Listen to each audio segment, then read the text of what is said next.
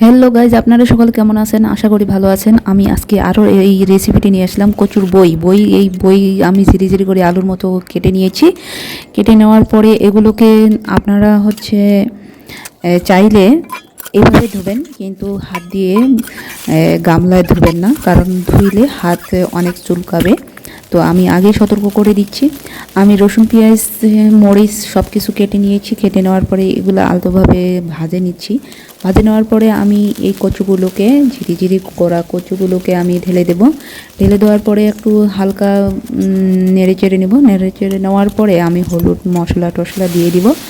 দেওয়ার পরে আমি ঢাকনা দিব। ঢাকনা দেওয়ার পরে আমি আবার পরে আরেকটু পরে নাড়াচাড়া করব। নাড়াচাড়া করার পর যেমনভাবে আপনারা আলু ভাজি করে খান সেভাবেই আপনারা তুলে নিয়ে খেতে পারেন।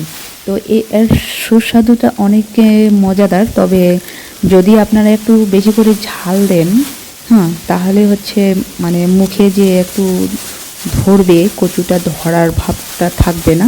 যারা অবশ্যই ঝাল খেতে পারেন অবশ্যই একটু বেশি করে ঝাল দিবেন। আর যারা ঝাল খেতে পারেন না তাদের ক্ষেত্রে এই সবজিটা না ভাই, কারণ আপনারা এই সবজিটা খেতেই পারবেন না। কারণ হলো এই সবজিটা এত মুখে ধরে যা বলা বাহুল্য।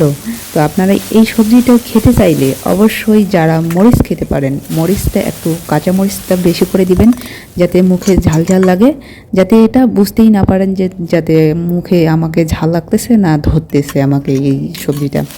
তো যারা এই সবজিটা খান নাই তারা একবার অন্তত হলেও টেস্ট করে দেখবেন।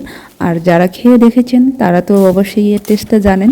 আর কে কীভাবে রান্না করে খেয়েছেন অবশ্যই কমেন্টের মাধ্যমে জানাবেন। আর যদি এই রেসিপিটি ভালো লাগে থাকে তাহলে আপনারা এই রেসিপিটি বানিয়ে খেতে পারেন। সকলকে ধন্যবাদ দেখার জন্য।